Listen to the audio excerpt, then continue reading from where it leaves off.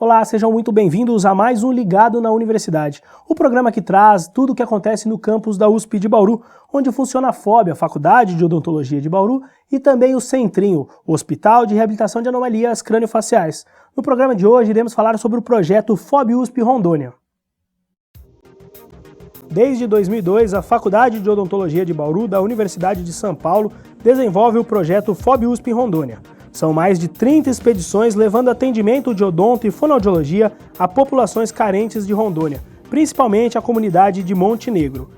Em 13 anos de projeto, os pacientes atendidos passam dos 20 mil e são quase 70 mil procedimentos realizados. Para falar mais sobre o FOB USP Rondônia, estou recebendo aqui a doutora Magali de Lourdes Caldana, que é docente da FOB e coordenadora atual do projeto. Professora, muito obrigado por sua participação conosco. Obrigado vocês pelo convite e a oportunidade de poder falar um pouco do projeto para a nossa comunidade. Doutora, vamos começar bem do início. O que é, em síntese, o FOB USP Rondônia? Bom, o FOB USP Rondônia ele começou no ano de 2002, a convite do reitor, na época, o professor Melfi, para que nós conhecêssemos o núcleo de pesquisa avançado que existe em Rondônia e faz parte do ICB-5 da USP de São Paulo. Essa unidade é uma unidade coordenada pelo professor Luiz Marcelo Aranha Camargo, do ICB de São Paulo, e lá ele realiza pesquisas com as doenças tropicais, como a malária, por exemplo. E, em contrapartida, oferece à comunidade local o atendimento à saúde. E, na época da doutora Fidela, que ela era a diretora aqui da FOB, nós fomos até lá para conhecer o lugar e a carência de todos os atendimentos da área da saúde da população. Então, foi aí que começou o nosso projeto, como um projeto de extensão, levando a odontologia e a fonoaudiologia para aquela comunidade que já tinha a medicina da USP de São Paulo. E quem que participa hoje do projeto? São alunos, funcionários, docentes? Sim, é uma equipe grande que nós levamos, em torno de 40 pessoas por viagem, por expedição. Nós trabalhamos com alunos de graduação, de odontologia e fonoaudiologia, pós-graduação e funcionários. E docentes que vão para acompanhar todos os trabalhos que são realizados. Doutor, o projeto ele é da USP, né? Mas a parceria governamental? Existe uma parceria municipal, certo, com a Prefeitura de Monte Negro, mas é uma prefeitura bastante carente, que tem muitas dificuldades financeiras. Então, hoje, basicamente, 80% do projeto é com verba da USP, porque existe aí todos os déficits da saúde lá na comunidade. A gente tem uma parceria muito forte com a Força Aérea Brasileira, com a FAB, que eles têm nos atendido em relação aos nossos pedidos, e daí nós vamos com o avião da FAB, Bauru, Porto Velho. Entendi, o transporte acaba... O transporte acaba sendo federal, né? Algumas vezes vocês vão de ônibus também, né? Sim, algumas vezes nós vamos de ônibus da USP ou ônibus fretado, depende da época como que nós estamos, né? A viagem de ônibus, ela dura em torno de 52 a 54 horas, é bem longa, mas é uma viagem muito agradável, os alunos já vão se conhecendo, fazendo amizade, se interagindo, é bom também. Doutora, por que a escolha de Monte Negro? Por isso, porque Monte Negro já existia uma unidade da USP. Então, o professor Luiz Marcelo, que fez os seus estudos de mestrado e doutorado na malária, né, com a malária, quando ele foi para Rondônia, Monte Negro era o município que mais tinha casos de malária. Então, assim, quase toda a população já tinha tido malária ou estava com malária. Então, o professor Marcelo escolheu Monte Negro por causa do projeto de doutorado dele, para ele morar. Para você ter uma ideia, o sucesso do trabalho, hoje em Monte Negro não existe mais malária. Existe nas cidades vizinhas, mas no município de Monte Negro não existe mais. E como foi constituída a unidade, né, lá de Monte Negro, então hoje lá nós temos alojamento, anfiteatro de aula, tudo bem rústico, né? Conforme a comunidade, mas a gente tem uma estrutura básica para a gente poder ficar. Doutora, vocês já fizeram outras localidades também, eventualmente? Sim.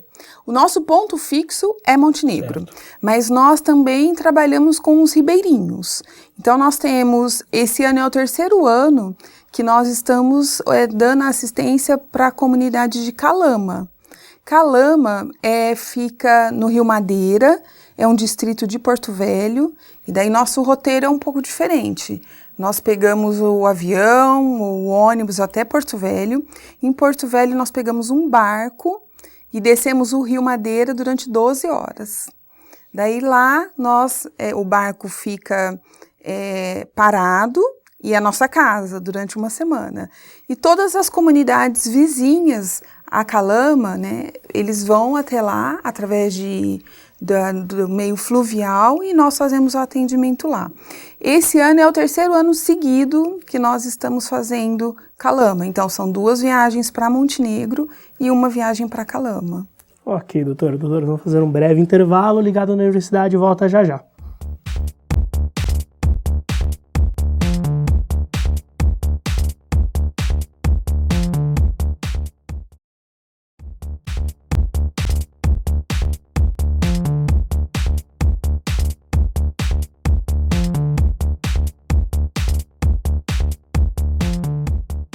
Foi difícil no começo.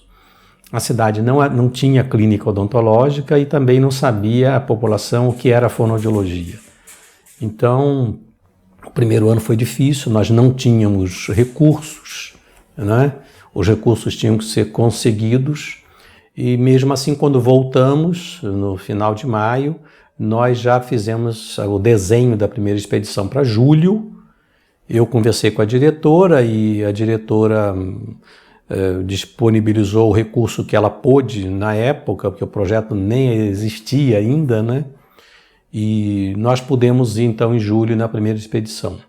Houve uma vez que alguns alunos do 4º ano passaram mal dentro da clínica porque o ar-condicionado pifou e eu tive que suspender os trabalhos e a comunidade se movimentou para conseguir um emprestado, enfim, era assim que funcionava, com muita dificuldade os equipos odontológicos, e a gente fazia extrações dentárias e algumas restaurações, não dava para fazer muita coisa. Depois nós conseguimos, na evolução daquela época até hoje, eu fui pensando em levar a prótese, por exemplo. Aí hoje nós temos um pequeno laboratório de prótese, já fizemos centenas de dentaduras totalmente gratuitas para uma população que realmente, além de não ter condições de pagar, não tem onde fazer, porque aquilo é encravado no meio da selva amazônica do estado de Rondônia, né? Não há recursos, não há cirurgiões dentistas, não há clínicas. A USP, estando em Montenegro, pôde propiciar uma saúde melhor para aquela população. O índice de mortalidade infantil caiu muito. O índice de cárie dentária caiu muito. A doença bucal melhorou muito. As pessoas passaram a usar dentaduras, as pessoas eram desdentadas ou tinham 2 ou 3 dentes ruins, de mau estado na boca. As pessoas passaram a portar aparelhos auditivos, é uma região de muito barulho.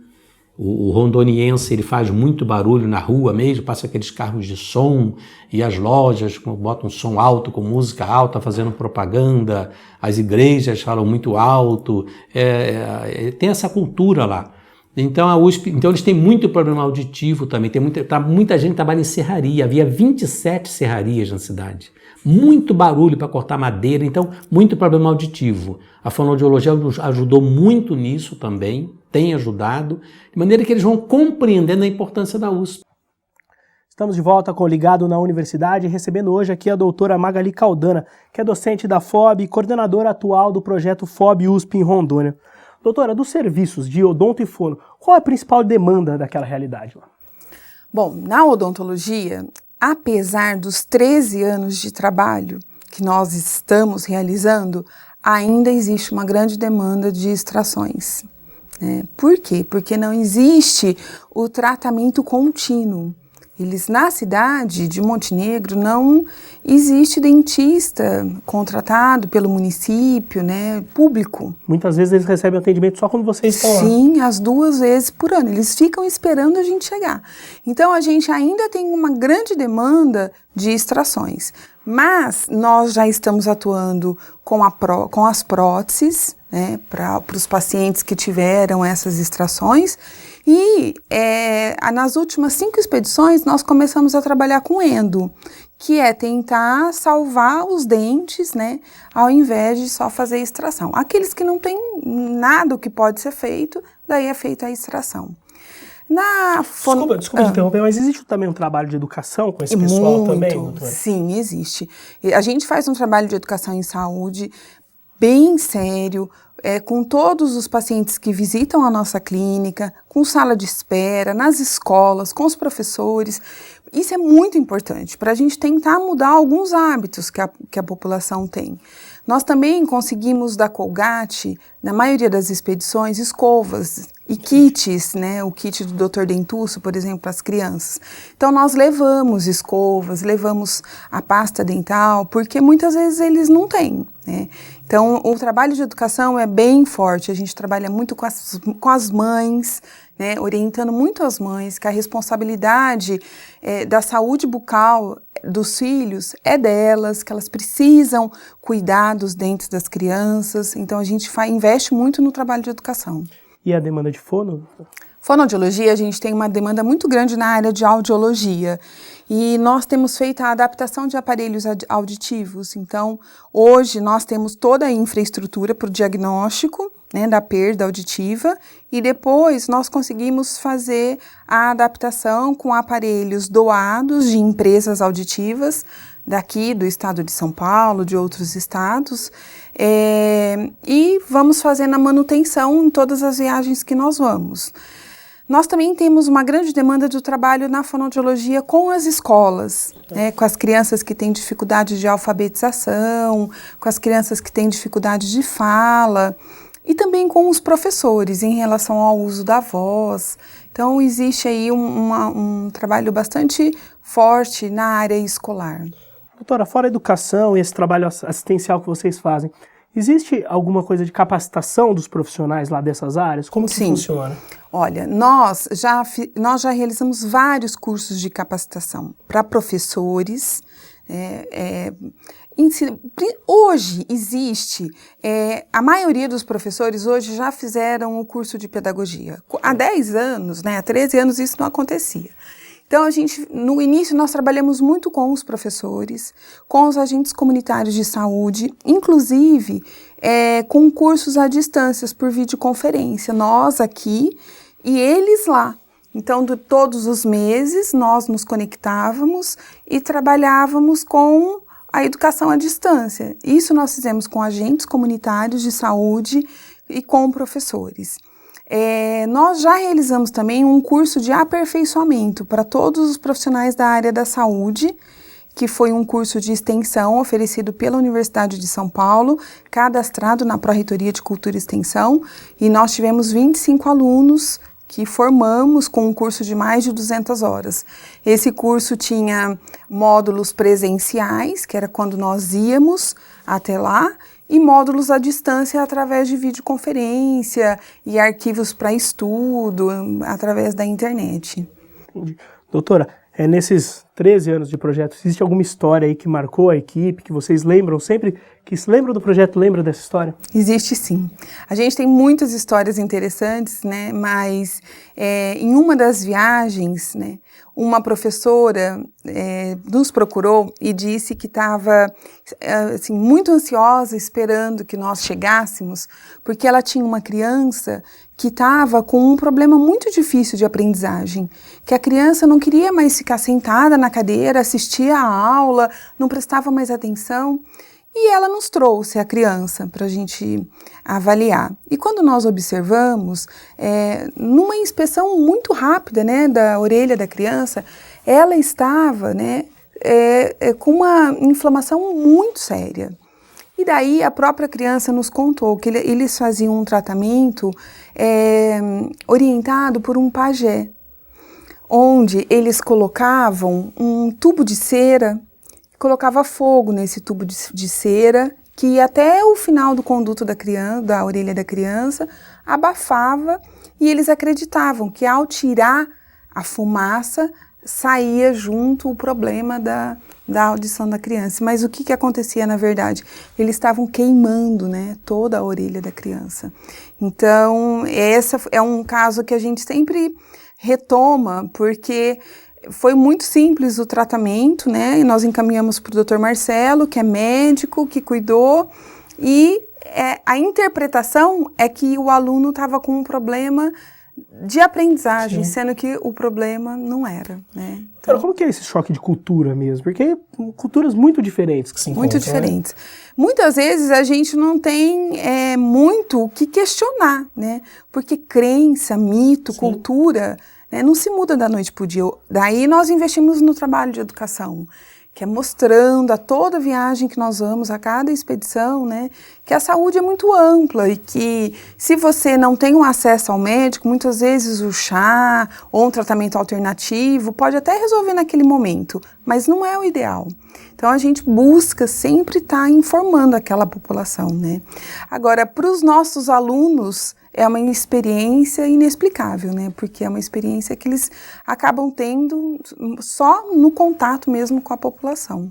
A senhora acredito que vai sempre, tem alunos também que têm uma participação continuada. Como que é a recepção dessas pessoas, com essas pessoas que sempre estão lá oferecendo esse tratamento? Eles realmente, a senhora disse que eles esperam muito. Como que é a recepção quando vocês chegam lá? Muito boa, eles esperam, já teve várias ocasiões que eles, inclusive, esperam nós marcarmos a nossa data para eles fazerem as festas juninas, por exemplo, ou se vai ter uma quermesse, o padre entra em contato para saber quando nós vamos, para todo mundo se reunir. E a equipe de saúde que existe lá hoje, né, coordenada pelo professor Marcelo, eles estão ansiosos esperando. Eles fazem um agendamento com antecedência.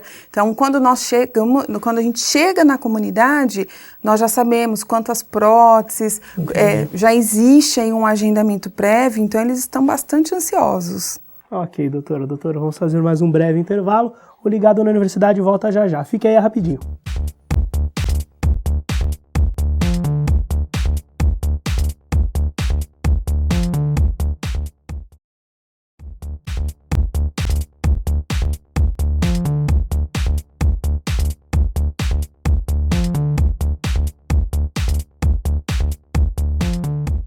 Você quer realmente fazer os projetos avançarem, você quer que a população tenha um atendimento, você quer que o aluno aprenda as políticas públicas, você quer passar princípios teóricos e práticos para esses alunos, e eles têm que participar, não tem outra maneira de aprender, teoria e prática.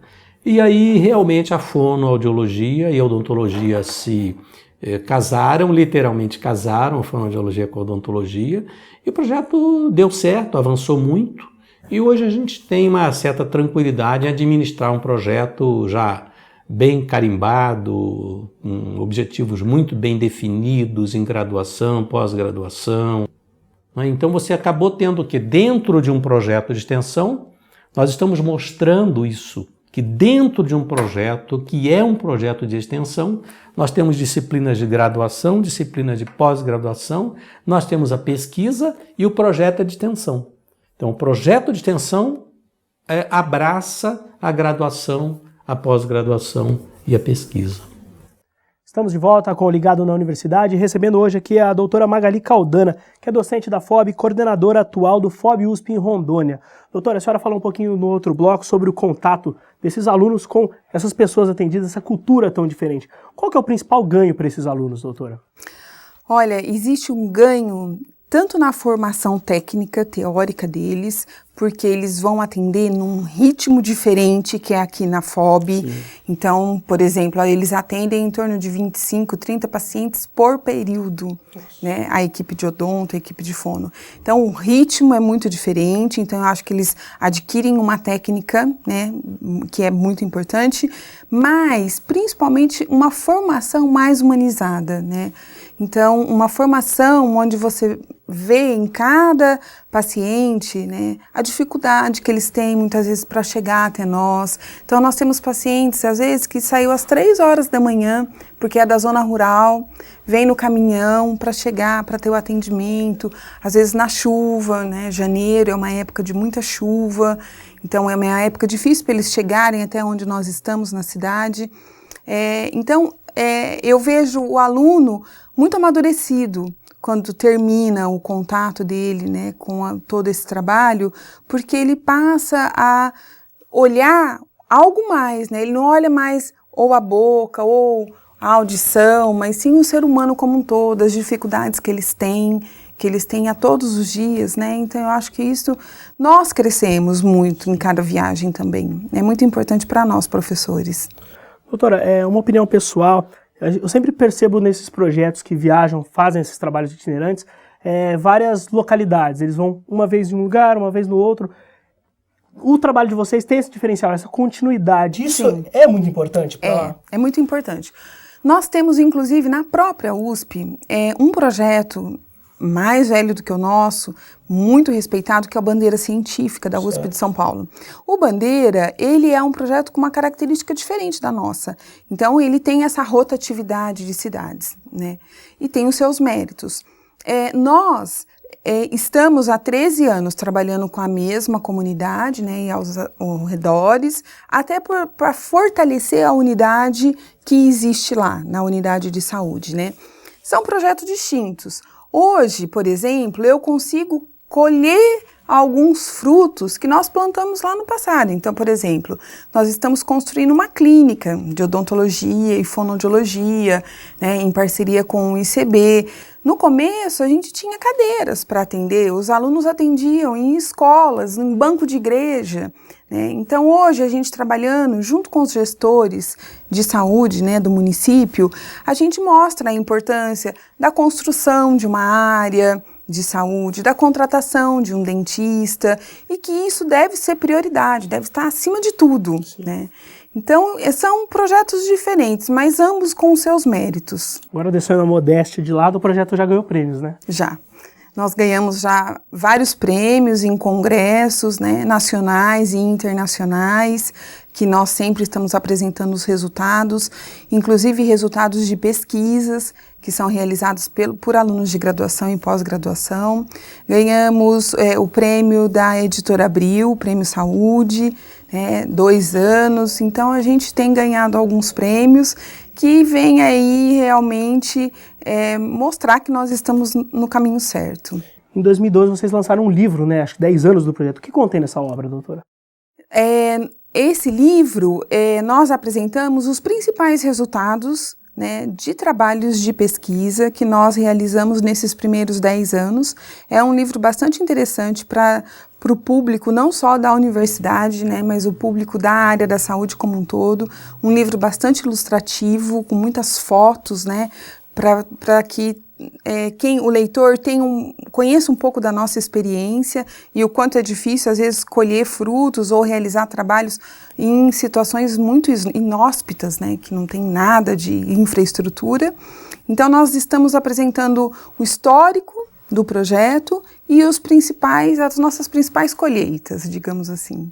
Ok, doutora. Doutora, só para a gente finalizar, quais as metas futuras do projeto FOB-USP Rondônia?